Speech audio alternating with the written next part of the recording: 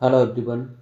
ये हमारा semi conductor का वन शॉट रिवीजन वीडियो रहने वाला है, जिसमें हम लोग जानेंगे कि किस तरह से हमारे सेमी कंडक्टर काम करेंगे और कौन कौन से टाइप हैं सेमी कंडक्टर के, उनके बारे में डिटेल में पढ़ेंगे।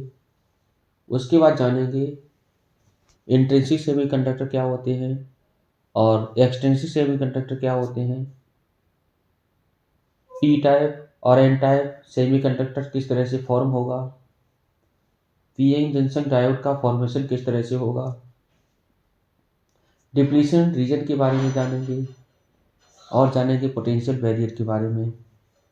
फिर and the last of this video हम लोग जानेंगे कि पीएन जंक्शन डायोड का एज ए रेक्टिफिकेशन के रूप में किस तरह से प्रयोग करें। कहें तो P N junction diode as a rectifier.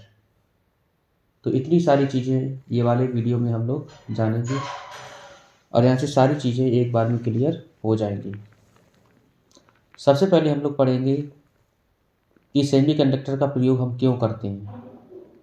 तो लिखा है basic building block of any electronic circuit. कोई भी अगर इलेक्ट्रॉनिक सर्किट है, उसका जो बेसिक बिल्डिंग ब्लॉक रहेगा वो रहता कि कंट्रोल करना किसको, इलेक्ट्रॉन को। तो पहले जब सेमीकंडक्टर की डिस्कवरी नहीं हुई थी, तब यहाँ पर सेमीकंडक्टर की जगह पर हम एक डिवाइस का प्रयोग किया करते थे जिसका नाम है वैक्यूम ट्यूब। वैक्यूम ट्यूब क्या करता है, इलेक्ट्रॉन को, इलेक्ट्रॉन की फ्लो को कंट्रोल करता था। लेकिन ये ज़्यादा बल्की होने की वजह से, ज़्यादा पावर को कंज्यूम करने की वजह से ऑपरेट होता था हाई वोल्टेज पर, और इसकी जो लाइफ है वो लिमिटेड थी, और लो रिलायबिलिटी की वजह से इसका प्रयोग कम हो गया। फिर बाद में सेमीकंडक्टर की खोज हुई जिसमें ये वाली कमियां दूर की गई। फिर बाद में जाना कि सेमीकंडक्टर कितने टाइप के होते हैं।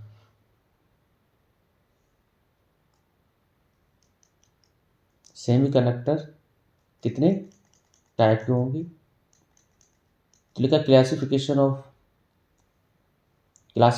Of metals, conductors and semiconductor on the basis of conductivity. जो भी हमारे मेटल रहेंगे या फिर कंडक्टर रहेंगे या सेमीकंडक्टर रहेंगे, उनको हम उसकी कंडक्टिविटी के हिसाब से किस तरह से क्लासिफाइड करें। तो मेटल या कंडक्टर, मेटल कहें या तो कंडक्टर कहें, उनकी जो कंडक्टिविटी है वो 10⁻² से लेकर 10⁻8, या फिर जो रेजिस्टिविटी है वो 10⁻2 से लेकर 10⁻8 ओम मीटर तक रहेगी। वही सेमीकंडक्टर की रेजिस्टिविटी 10⁻5 से लेकर 10⁻6 ओम मीटर। मतलब सेमीकंडक्टर की जो रेजिस्टिविटी होगी वो इंसुलेटर से और कंडक्टर के बीच में रहेगी। उसके बाद हम लोग पढ़ेंगे, जैसे इंसुलेटर की बात करें तो इंसुलेटर की जो रेजिस्टिविटी है वो कहीं ना कहीं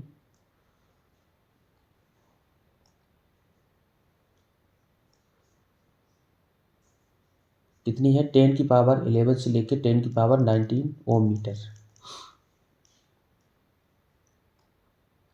the value of resistivity and conductivity given above are indicative of magnitude and could well go outside the range as well. तो ये रेंज वेरी कर सकती है मेटल के हिसाब से या मटेरियल के ऊपर डिपेंड करेगी। कुछ हमारे एलिमेंट सेमीकंडक्टर होते हैं जैसे कि सिलिकॉन और जर्मेनियम।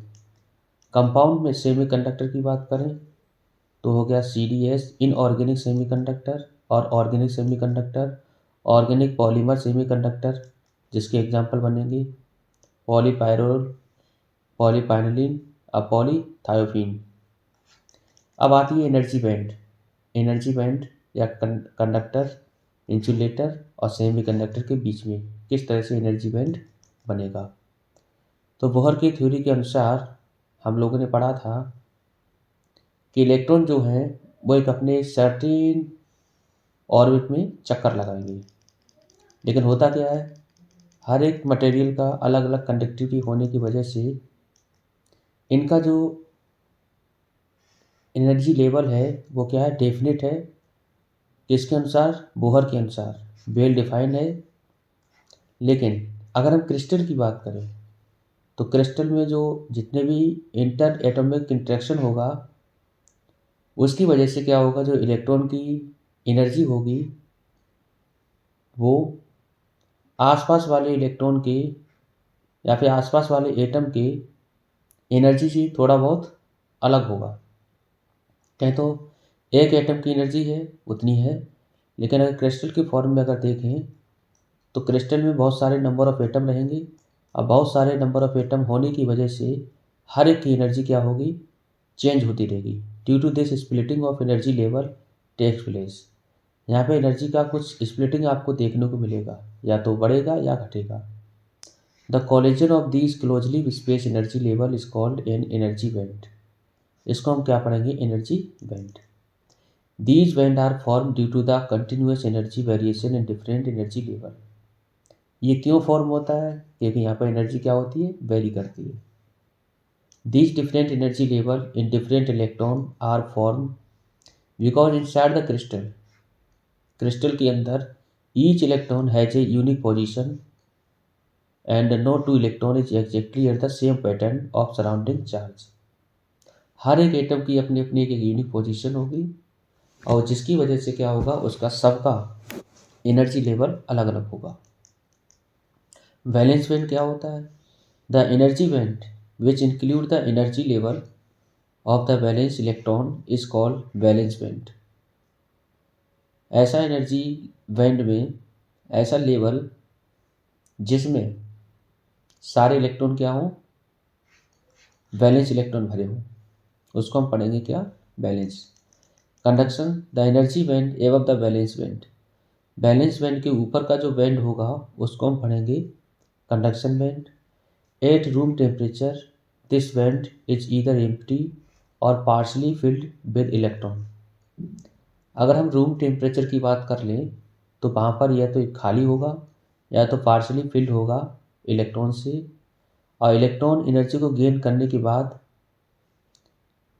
जो इलेक्ट्रॉन एनर्जी मिलेगी वो एक्सटर्नल इलेक्ट्रिक फील्ड की वजह से मिलेगी और जंप करने के बाद बैलेंस सेल से या बैलेंस बैंड से कहाँ पहुँचेगा, कंडक्शन बैंड में।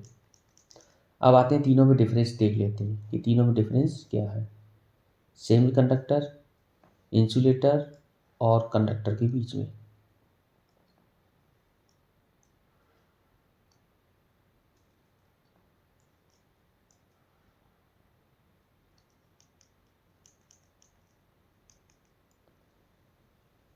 कंडक्टर में अगर देखें तो जो हमारा कंडक्शन बैंड है और जो वैलेंस बैंड है इनके बीच का जो गैप होगा उसको हम पढ़ते हैं forbidden energy gap.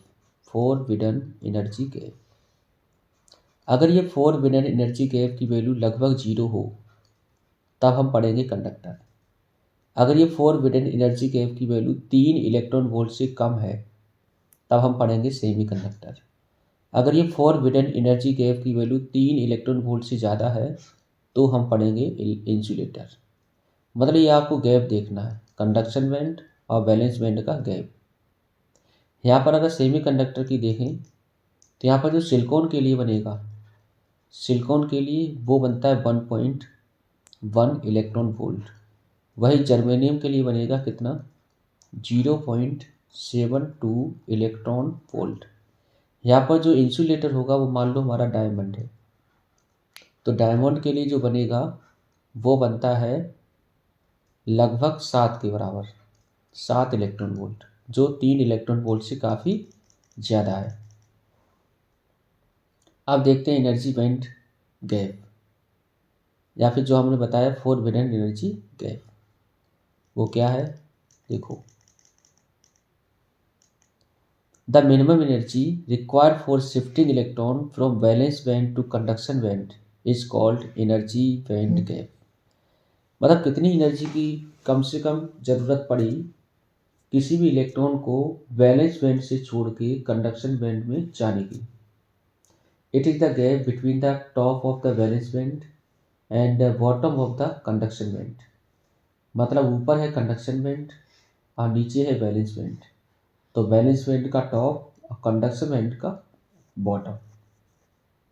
It can B zero, ये जीरो हो सकता है। जीरो किसके लिए होगा? मेटल के लिए। ये स्मॉल हो सकता है और लार्ज हो सकता है डिपेंडिंग अपॉन द मटेरियल। तो जीरो कब होगा? मेटल के केस में। ज़्यादा कब होगा? इंसुलेटर के केस में। और मीडियम कब होगा? सेमीकंडक्टर के केस में। ये चीज़ हमने अभी पढ़ी थी। अगर मान के चलो, if the lambda is the wavelength of the radiation use in shifting the electron from valence band to conduction band. अगर वेवलेंथ जिसकी लेमडा हो रेडिएशन की, उसको अगर हम प्रयोग करें, इलेक्ट्रॉन जब हमारे जाएं वैलेंस बैंड से कंडक्शन बैंड में, तब जाके जो एनर्जी गैप बनेगा वो बनेगा ई बराबर एच न्यू, जिसकी वैल्यू होगी एच सी अपॉन में लेमडा।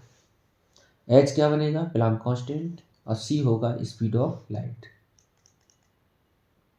फर्मी एनर्जी क्या है? It is the maximum possible energy possessed by free electron of a material at absolute temperature। मतलब एब्सोल्यूट जीरो टेम्परेचर पर मैक्सिमम एनर्जी कितना इलेक्ट्रॉन ले सकता है, उसको हम पढ़ते हैं Fermi energy. The value of Fermi energy is different for different material. ये अलग अलग मटेरियल के लिए अलग अलग एनर्जी होगी। अब बात करते हैं semi conductor. The materials whose conductivity lie between metal and insulator are known as semi conductor.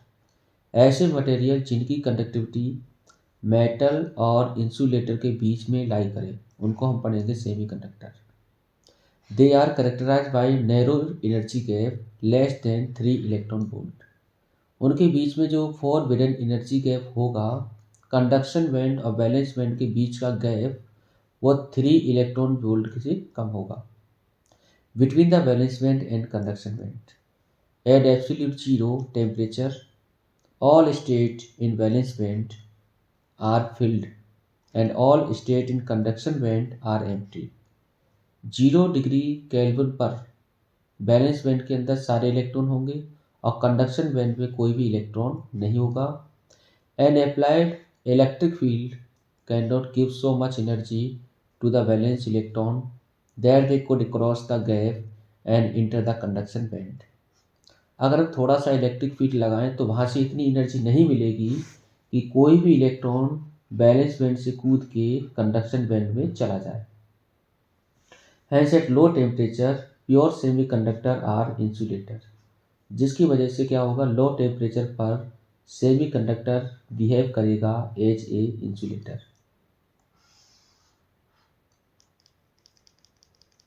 अब बात आती है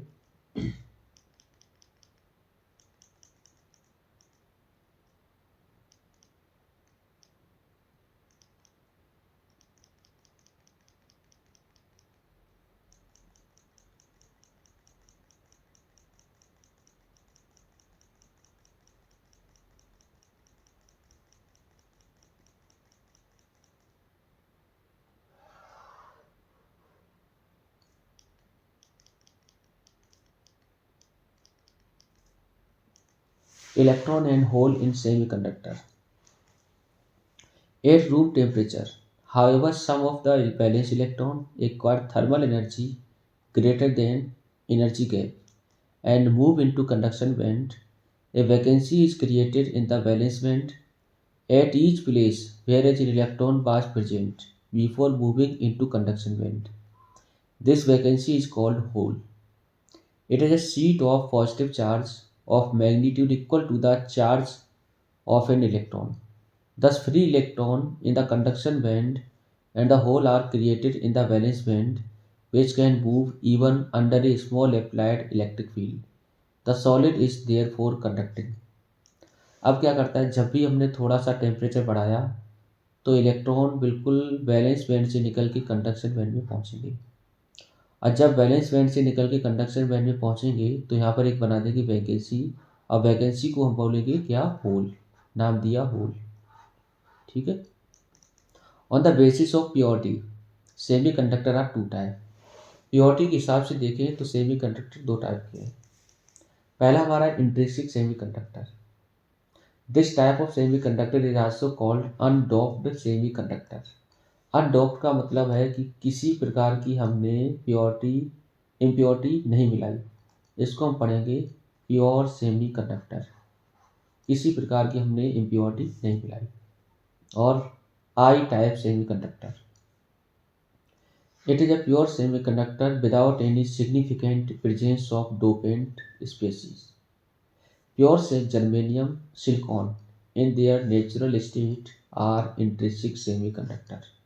जो भी प्योर जर्मेनियम सिलिकॉन बनेगा उनको हम पढ़ेंगे intrinsic semiconductor.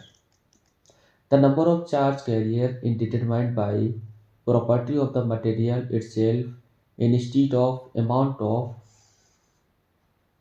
amount of impurities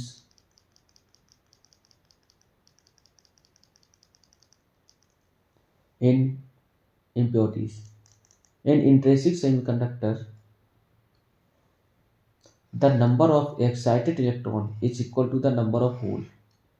intrinsic semiconductor में क्या होगा, थोड़ा सा टेम्परेचर बढ़ाया तो जितने नंबर ऑफ होल होंगे उतने क्या होगा, number of electron. where Ni is called intrinsic carrier concentration at temperature 0 Kelvin, the valence band is filled। Valence band क्या रहेंगे, filled। the energy gap is 0.72 electron volt and the conduction band is totally empty। तो इतना energy gap रहेगा। Under the action of an electric field, जैसे electric field को हमने लगाया, hole move toward negative potential giving hole current.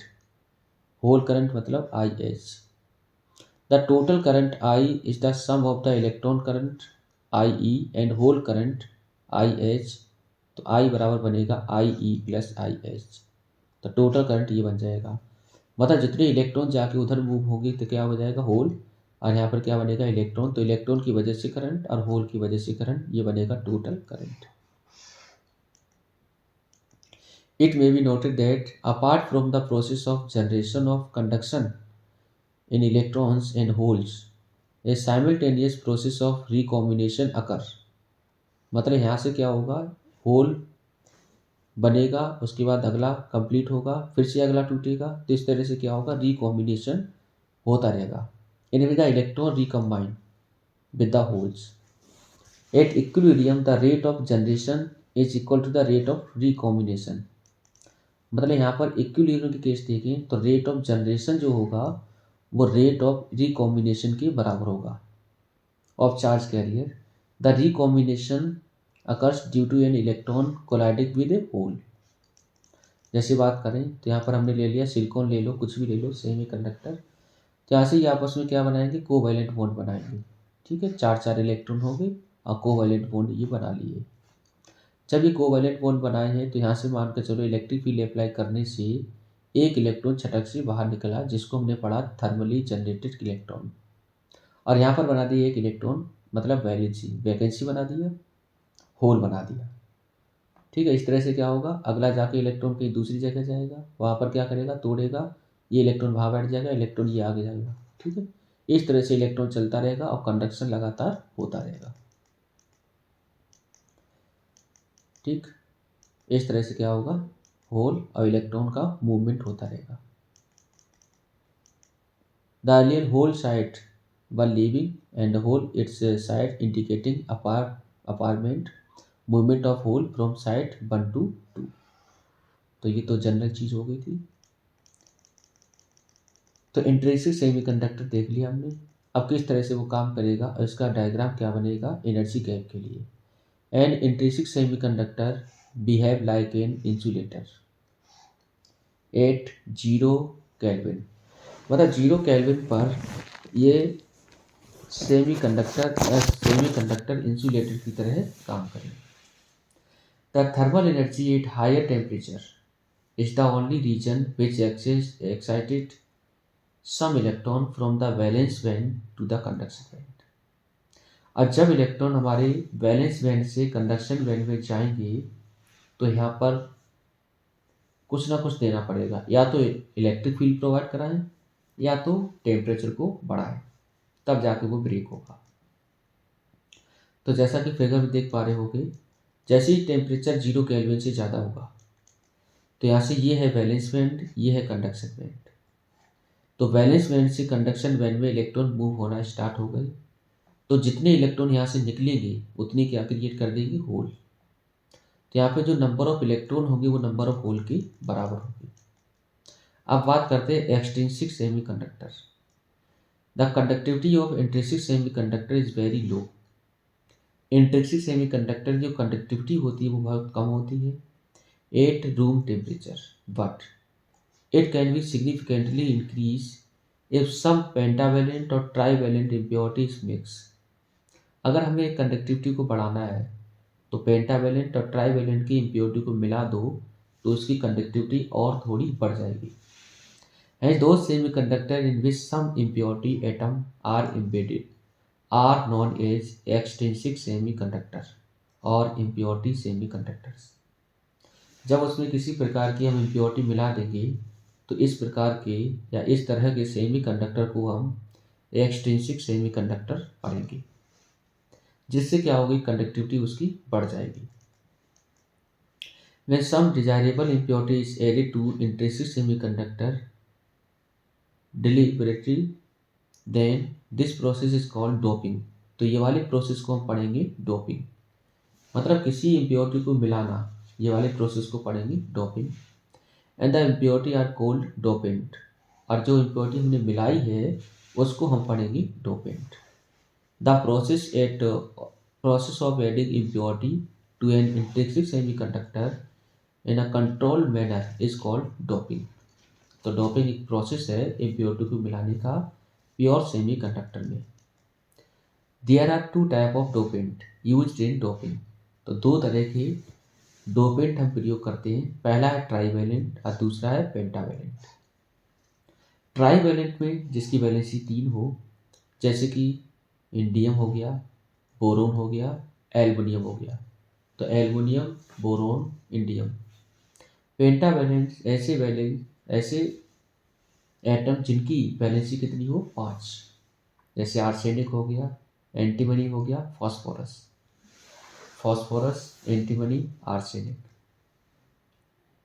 Extrinsic semiconductor दो तरह के होते हैं, एक बनेगा एन टाइप सेमीकंडक्टर और दूसरा बनेगा P type semiconductor. N type semiconductor क्या है, देखो जरा।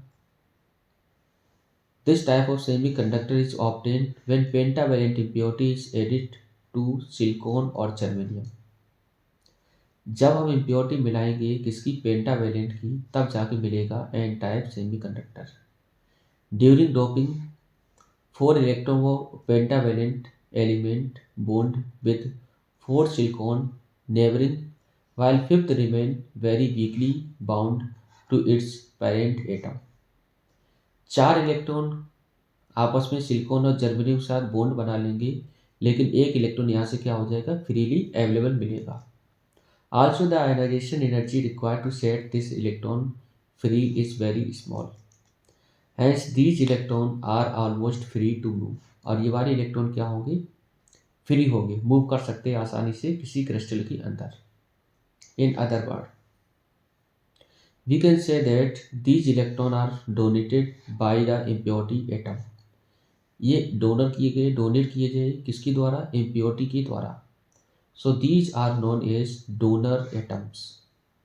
And the conduction inside the semiconductor will take place with the help of negatively charge electron. Due to this negative charge these semiconductor are known as N type semiconductor. When a semiconductor are placed at room temperature, अगर ये semiconductor को हमने room temperature पर रखा, then the covalent bond breakage take place. अब यहाँ पर क्या होगा, कोवैलेंट बॉन्ड टूटना स्टार्ट हो जाएगा। जैसे ही कोवैलेंट बॉन्ड टूटेगा so more free electron are generated, यहाँ पर ज़्यादा फ्री इलेक्ट्रॉन मिलेंगे। As a result same number of hole generation take place. जितने बॉन्ड टूटेंगे उतने ही क्या बनेंगे, होल बनेंगे। जितने इलेक्ट्रॉन बाहर निकलेंगे उतनी क्या बनेंगे, होल बनेंगे। यहाँ पर जनरेशन और रिकॉम्बिनेशन बराबर। What is compare to the free electron. अगर फ्री इलेक्ट्रॉन की कंपेयर के देखें तो number of hole comparatively less, तो यहाँ पर नंबर ऑफ होल रहेंगी कम और नंबर ऑफ इलेक्ट्रॉन रहेंगी ज़्यादा। तो यहाँ पे जो तुम्हारा बनेगा, therefore major conduction in N type semiconductor is due to electron, so electron are known as majority carrier. तो यहाँ पे इलेक्ट्रॉन होंगे majority charge carrier and the hole are known as minority charge carriers. तो जैसे दे रखा है, ये मान के चलो हमने पेंटावैलेंट की यहाँ पर इम्प्योरिटी रखी, तो यहाँ पर कितने इलेक्ट्रॉन है इसके पास, 5। तो 4 के साथ तो ये अपना क्या बना लेगा, कोवैलेंट बॉन्ड बना लेगा जर्मेनियम और सिलिकॉन के साथ। लेकिन एक 5वां इलेक्ट्रॉन क्या रहेगा, इसके पास फ्री रहेगा। और रूम टेम्परेचर पर क्या करता है, ये बॉन्ड टूटना स्टार्ट हो जाती है। तो जैसे ही मान के चलो ये वाला बॉन्ड टूटा तो ये इलेक्ट्रॉन निकला, तो यहाँ पर बना देगा एक वैकेंसी। जैसे ही यहाँ पर वैकेंसी एक बनी और एक इलेक्ट्रॉन इधर मूव हुआ, तो यहाँ पर जनरेशन और रिकॉम्बिनेशन बराबर होता रहेगा, लेकिन एक जो फ्री इलेक्ट्रॉन मिला है उसकी वजह से लगातार कंडक्शन होता रहेगा। तो यहाँ पर नंबर ऑफ होल हमेशा कम होंगे और नंबर ऑफ इलेक्ट्रॉन होंगे ज़्यादा। ठीक, तो यहाँ से लिखा हुआ है, इसको हम पढ़ेंगे डोनर। ठीक, पी टाइप सेमीकंडक्टर देखते हैं। This type of semiconductor is obtain when a trivalent impurity is added to silicon और germanium.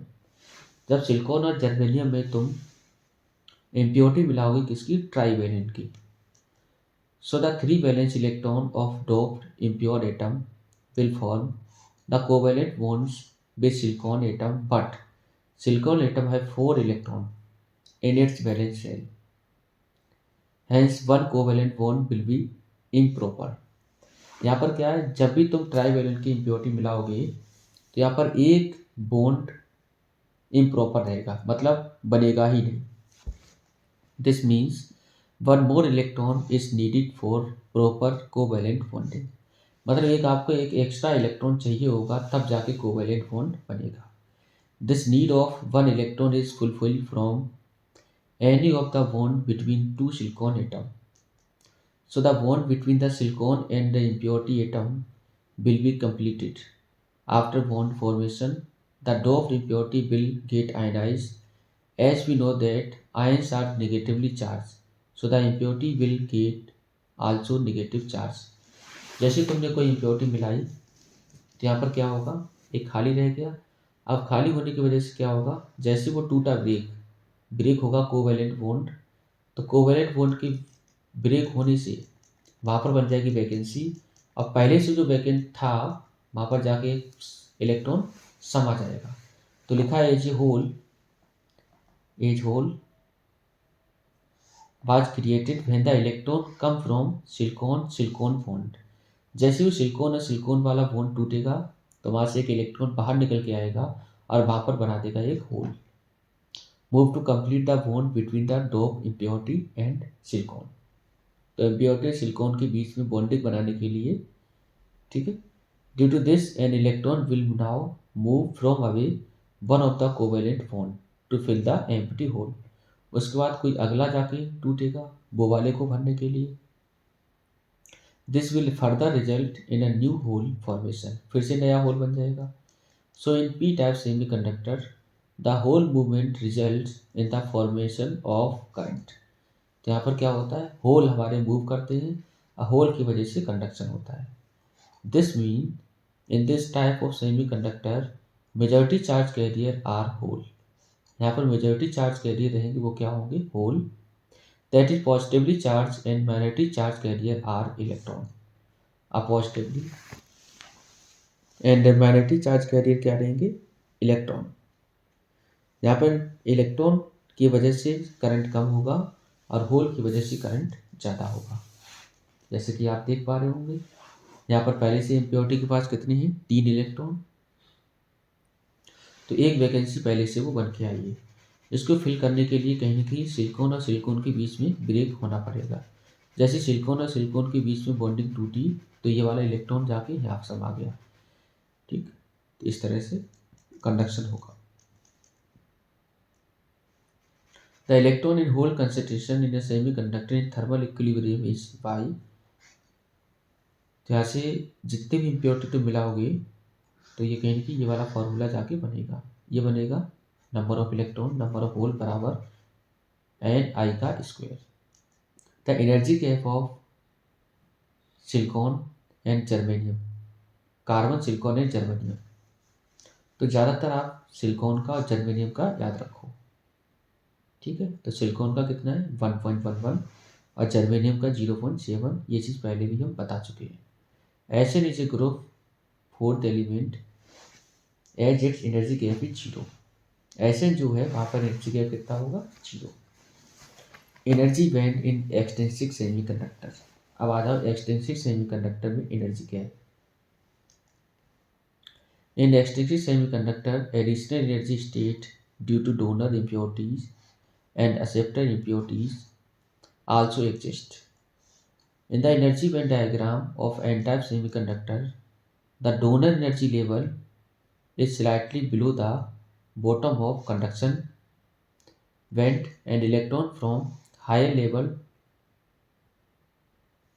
from this level move into conduction band with very small supply of energy. In p-type semiconductor, the acceptor energy level EA is slightly above the top energy level. तो यहाँ से करना कुछ नहीं, diagram को देख लेना है। अब जो डायग्राम है वो आपको दिखा दे रहे हैं किस तरह से इसका एनर्जी लेवल का डायग्राम बनेगा।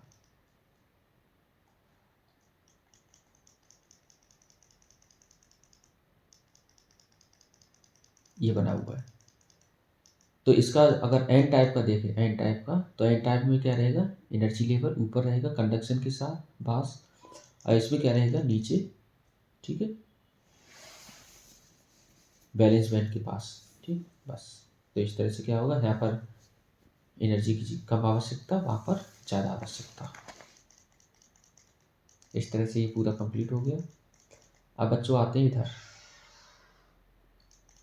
पी टाइप सेमीकंडक्टर हो गया, एन टाइप सेमीकंडक्टर हो गया। अब बात करते हैं पीएन जंक्शन की। तो पीएन जंक्शन क्या है, it is an arrangement made by an close contact of N type semiconductor and P type semiconductor. जब एन टाइप सेमीकंडक्टर और पी टाइप सेमीकंडक्टर को आपस में मिला दें तब जाके बनेगा PN junction. There are various method of forming PN junction. In one method, एक मेथड में N type germanium crystal is cut into thin slices called wafers. N type germanium क्या करा, हमने क्रिस्टल को कट किया बहुत पतली पतली स्लाइस में, जिसको हमने वेफर कहा, और aluminium film is laid on the N type wafer, और उसके ऊपर हमने एल्यूमिनियम की फिल्म रखी, एल्युमिनियम की, विच इज देन हीटेड, उसको बाद में गर्म करा ओवन में at temperature about 600 degree Celsius. Aluminium then diffuse into the surface of water, उसके बाद एल्युमिनियम किसमें डिफ्यूज हो गया, वाटर में। In this way a PN junction is form, और यहाँ पर क्या फॉर्म हुआ, पीएन जंक्शन। तो एक तो मेथड ये है कि सबसे पहले एन टाइप जर्मेनियम क्रिस्टल ले लेना है, उसको कट करना है स्लाइस में, और जिस स्लाइस को हम क्या पढ़ेंगे वेफर, उसके ऊपर एल्यूमिनियम को रखेंगे, रखने के बाद उसको हम हीट करेंगे, हीट करने का डिफ्यूज होगा और पानी के फॉर्म में, तो इसको हम पढ़ेंगे क्या, पीएन जंक्शन। अब किस तरह से formation of depletion region PN junction. In an n-type semiconductor, the concentration of electron is more than that of hole. तो यहाँ पर एन टाइप सेमीकंडक्टर में नंबर ऑफ इलेक्ट्रॉन ज़्यादा होते हैं और नंबर ऑफ होल होते हैं कम। Similarly in a P type semiconductor the concentration of hole is more than that of electron. P type में उल्टा होगा, पी टाइप सेमीकंडक्टर में नंबर ऑफ होल्स ज़्यादा होंगे और नंबर ऑफ इलेक्ट्रॉन होंगे कम। During the formation of p-n junction and due to the concentration gradient across p and n side, hole diffuse, अब यहाँ पर क्या होगा, होल डिफ्यूज होना स्टार्ट होंगे p से n की तरफ। क्यों, जैसे मान के चलो p ये बना हुआ है और n बना हुआ है, ये n है और ये क्या है p में भरे हुए हैं क्या होल और n में भरे हुए हैं इलेक्ट्रॉन। तो p से n की तरफ होल डिफ्यूज होना स्टार्ट होंगे, तो p side to n side and electron diffuse from n to p side, और इलेक्ट्रॉन इधर डिफ्यूज होना स्टार्ट होंगे। The diffuse charge carrier combined with their counterpart in the immediate vicinity of junction and neutralize each other, और एक दूसरे को neutralise कर देंगे। तो लिखा हुआ है thus near the junction positive charge is built on an side, जिसकी वजह से यहाँ पर होल की वजह से पॉजिटिव चार्ज आ जाएगा और इधर पी साइड की तरफ आ जाएगा नेगेटिव चार्ज। तो इधर इलेक्ट्रॉन का डिफ्यूजन, इधर और इधर होल का डिफ्यूजन, इसके अपोजिट डायरेक्शन में होगा इलेक्ट्रॉन ड्रिफ्ट और यहाँ पर होंगे होल ड्रिफ्ट। यहाँ पर करंट बनेगा डिफ्यूजन करंट और एक करंट बनेगा ड्रिफ्ट करंट। और जब दोनों करंट की वैल्यू बराबर हो जाए तब जाके वहाँ पर बनता है पोटेंशियल बैरियर। ठीक है, this setup of potential difference across the junction and the internal electric field E directed from N side to P side. अब यहाँ पे इलेक्ट्रिक फील्ड काम करेगा एन साइड से पी साइड की तरफ, इस तरह से। Because become strong enough to stop further diffusion of majority charge carrier, however it help to minority charge carrier to diffuse across the junction. The region on either side of junction which become deplete free from the mobile charge carrier is called depletion region या depletion layer. This where the depletion region of is order of 10 की power -6 meter. The potential difference developed across the depletion region is called potential barrier.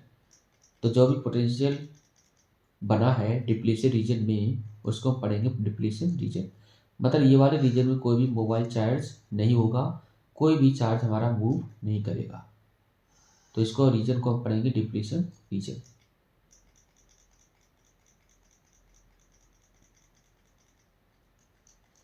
If an electron hole pair is created on the depletion region due to thermal collision, the electron are pushed by the electric field toward the n side and the hole toward the p side, which give rise to current from n side to p side is known as drift current. तो drift current और diffusion current जब बराबर हो जाए steady state में होगा ये, तब जाके क्या होगा डिप्लीशन रीजन बनेगा, और डिप्लीशन रीजन के अंदर जो भी पोटेंशियल बना है उसको पढ़ेंगे पोटेंशियल बैरियर। अब बात आती है सेमीकंडक्टर डायोड और PN junction diode. It is basically a PN junction with a metallic contact provided at the end for the application of external voltage. It is a two-terminal device. दो terminal device. It is represented by symbol. The direction of arrow indicate the conventional direction of current. Arrow की direction क्या होता है? Conventional current की direction. Forward bias and reverse biasing of junction diode. The biasing is the method of connecting external battery or EMF source to a PN junction diode. The junction diode can be connected to an external battery in two ways, called forward biasing and reverse biasing. तो PN junction diode को एक battery से जोड़ना किस तरह से हम जोड़ेंगे, तो पढ़ेंगे हम फॉरवर्ड बायस और reverse bias. Forward biasing, a junction diode is said to be forward biased when the positive terminal of the external battery is connected to the P side and negative terminal to the N side of the diode. The P side को हमने positive की तरफ इस तरह से, P को positive की तरफ और N को नेगेटिव की तरफ जोड़ दिया, तो इसको हम पढ़ेंगे forward bias. In this situation the forward voltage oppose the potential barrier. ये क्या करता है? पोटेंशियल बैरियर को अपोज करेगा, जो बना हुआ है उसको अपोज करेगा। Due to which both the potential barrier and the width of the depletion layer decrease, जिसकी वजह से डिप्लीशन रीजन क्या होगा? डिक्रीज होगा। Under the effect of external electric field, hole in the P region and electron in the N region both move toward the junction. दोनों हमारे toward the junction आने लगेंगे। These hole and electron mutually combine just near the junction and cease to exist. For each electron hole combination, a covalent bond break up in the P region near the positive terminal of battery. Out of the hole an electron so produce the whole move toward the junction by the electron enters the positive terminal of the battery through the connecting wire. Just at this moment, an electron released from the negative terminal of the battery, which enter the N region to the replace electron lost by combining with a hole at the junction. Thus a current called forward current. अब यहाँ पर क्या होगा, करना कुछ नहीं, P ये है एन ये है, यहाँ पर इलेक्ट्रॉन यहाँ पर होल, तो यहाँ पर दोनों एक दूसरे की तरफ आना स्टार्ट होंगे और डिप्लीशन रीजन की चौड़ाई हो जाएगी कम, और यहाँ पर पोटेंशियल बैरियर को करता है वो अपोज। ठीक है, अपोज क्यों करता है, क्योंकि यहाँ पर करंट को बहना नहीं देना है। अगर करंट बहेगा नहीं, और जब करंट बहेगा तो कहीं ना कहीं उसको अपोज करने लगा, बैरियर बना था उसको ख़त्म करने लगा, और जब ख़त्म होगा तो उसके क्या होगा, थिकनेस कम होनी स्टार्ट हो जाएगी।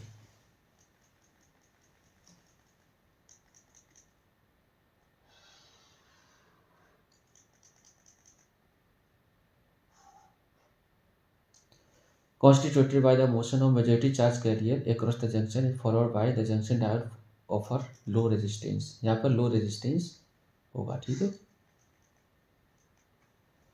Reverse biasing, a junction diode is said to be reverse biased when the positive terminal of the external battery is connected to the N side and negative terminal to the P side of the diode।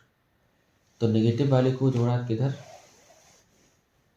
P side की तरफ, और positive वाले को N side की तरफ। अब कैसे current flow होगा, in this situation reverse voltage support, reverse voltage क्या है, अब यहाँ पर रिवर्स वोल्टेज मिला है तो क्या होगा, यहाँ पर सपोर्ट करेगा volt, support the potential barrier, potential barrier का सपोर्ट करेगा, due to which both the potential barrier and the width of the depletion layer increase. और दोनों चीज़ें क्या होगी, इंक्रीज होना स्टार्ट हो जाएंगी। Under the effect of external electric field, holes in the P region and electron in the N region pushed away from the junction।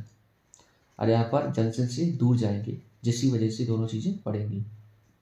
Can not combine at the junction, almost no flow of the current due to majority charge carrier. और यहाँ पर किसी तरह का flow नहीं होगा। ठीक, तो इस तरह से क्या होगा, दोनों एक दूसरे से दूर भागेंगे।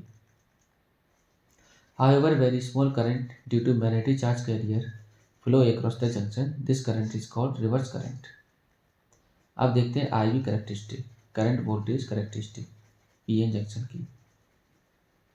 तो the graphical relation between voltage applied across PN junction and current flowing through the junction are called IV characteristic of junction diode. Forward bias characteristic, the circuit diagram for स्टेडाइन, तो ये सर्किट डायग्राम मान के चलो दे रखा है और graph भी बना हुआ है, उसको समझो, बाकी का सब हो गया।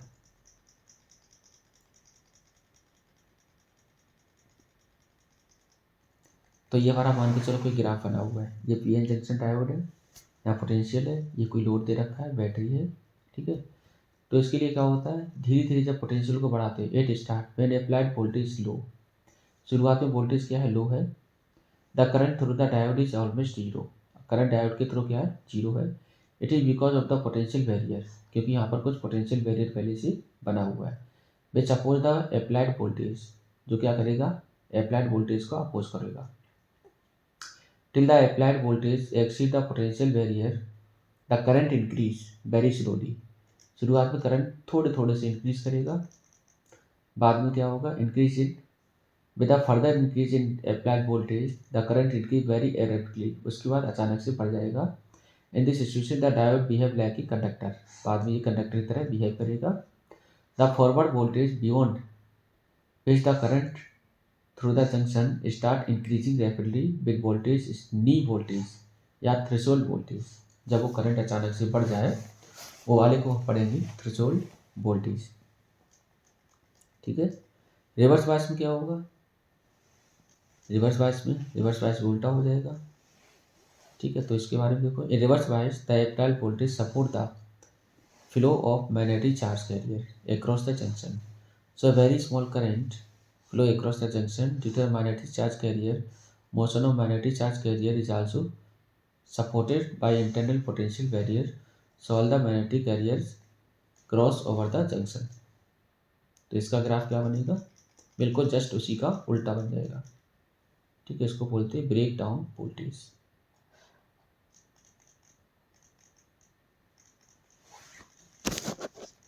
आगे देखते हैं।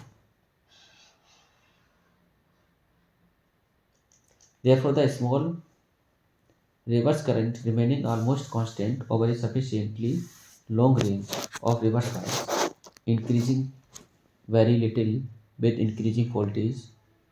This reverse current is voltage independent up to certain voltage, known as breakdown voltage. तो यहाँ पर एक सर्टेन लिमिट होगी जब तक वो करंट को क्या करेगा, कम करने की कोशिश करेगा।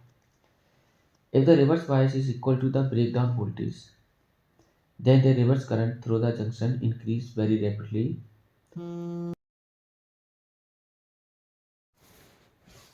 This situation called avalanche breakdown, and the junction may get damaged due to excessive heating if this current exceeds the rated value of PN junction. In diode, a resistance is often offered by the junction by the function which depend on the applied voltage, which is called dynamic resistance.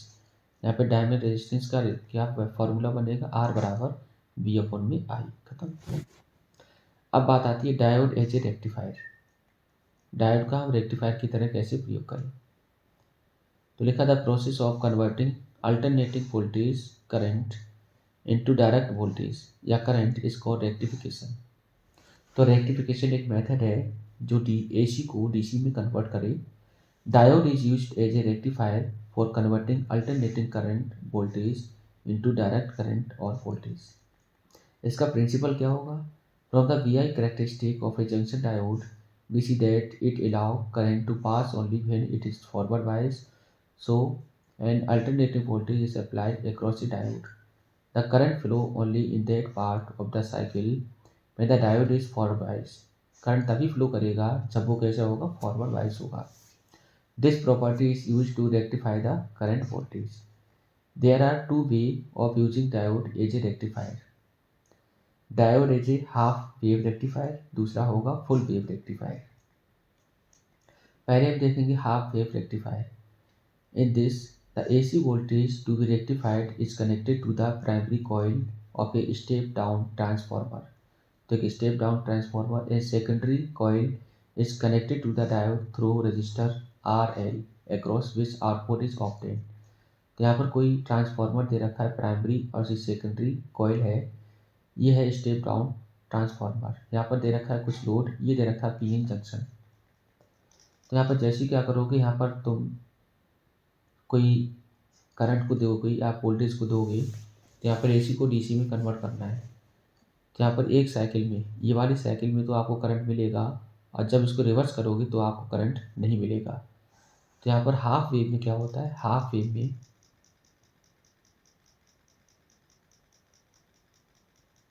Working during positive half cycle, मतलब positive half cycle में of input AC the PN junction is forward bias. PN junction क्या रहेगा, forward bias.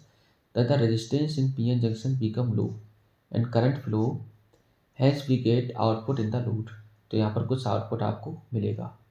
During negative half cycle of the input AC the PN junction is reverse bias.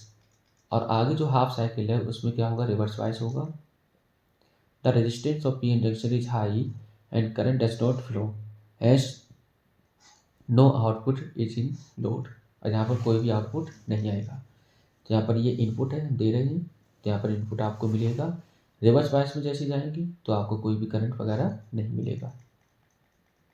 Diode as a full wave rectifier. Full wave rectifier के लिए जरा देखो,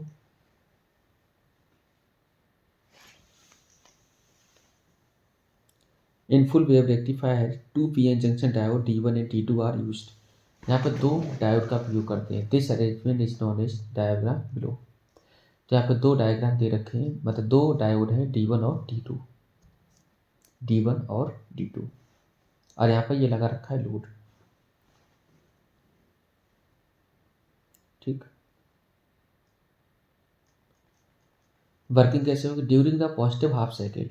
half cycle जब positive रहेगी input AC, the diode D1 is forward बायस, तब जाके जो diode हमारा D1 है वो क्या रहेगा, फॉरवर्ड बायस हाफ साइकिल में।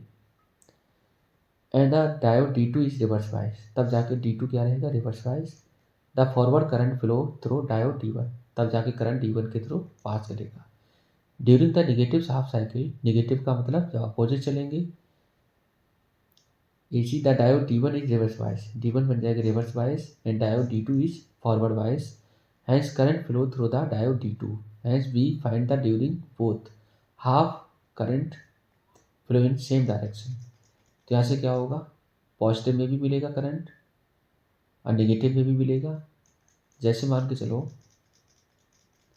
अभी हमने क्या करा, फॉरवर्ड ऐसे करा, तो इस तरह से जाओगे तो यहाँ पर आउटपुट कुछ आपको मिलेगा। अगर हम मान के चलो इसको बना दें रिवर्स, इसको बना दें फॉरवर्ड, तो यहाँ भी क्या मिलेगा, आपको कोई आउटपुट मिलेगा। ठीक, तो ये था हमारा एज ए रेक्टिफायर। यहाँ पर रोल ऑफ फिल्टर, क्यों हम फिल्टर उसको करते हैं। ठीक है, तो ये फिल्टर का भी देख लो। In order to get the study DC output from the pulsating voltage normally, अगर पल्सेट ना करें उसको हम कंट्रोल करें, a capacitor is connected across the output terminal parallel to load, an inductor can also use in series for the same purpose. Inductor को series में या फिर कैपेसिटर को पैरेलल में हम लगा सकते हैं कि बार बार वो पल्सेट ना करें, DC आउटपुट फ्रॉम पल्सेटिंग। ठीक है, and inductor can also be used in series for the same purpose, as these additional circuit appear to filter out the AC ripple and they provide a pure DC voltage, so they are called filter। तो यहाँ पर filter करने का वो काम करेगा। ठीक है, ज़्यादा पल्सेटिंग ना हो। Later discuss the role of capacitor in filtering. when the voltage across the capacitor is rising, जैसे ही वोल्टेज कैपेसिटर में राइज करेगा, इट गेट चार्ज, ये क्या हो जाएगा, अपने आप को चार्ज कर लेगा। If there is no external load, अगर कोई एक्सटर्नल लोड नहीं है, it remains uncharge, it remains charge to the peak voltage of the rectified output. when there is a load, it get discharged through the load and the voltage across it being to fall। In the next half cycle of the rectified output, it again get charged to peak value। उसके बाद क्या होगा, इस तरह से वो चलता रहेगा। The rate of fall of voltage across the capacitor depend upon the inverse product of capacitance and the effective resistance RL used in the circuit and known as time constant। To make the time constant large, value of C should be large। सी की value जब large होगी तो का time क्या होगा, ज़्यादा होगा। Time को ज़्यादा करने के लिए सी की वैल्यू ज़्यादा करनी पड़ेगी। So capacitor input filter use large capacitor, the output voltage obtain by using capacitor input filter is nearest to peak voltage of the rectifying voltage. यहाँ पर फिल्टर करने के लिए हम किसका प्रयोग करते हैं, कैपेसिटर का। और कैपेसिटर को हम लगा सकते हैं किधर, पैरेलल में। ठीक है, तो ये पूरी इसकी कहानी थी कि हम क्यों प्रयोग करते हैं, रोल ऑफ फिल्टर क्या है।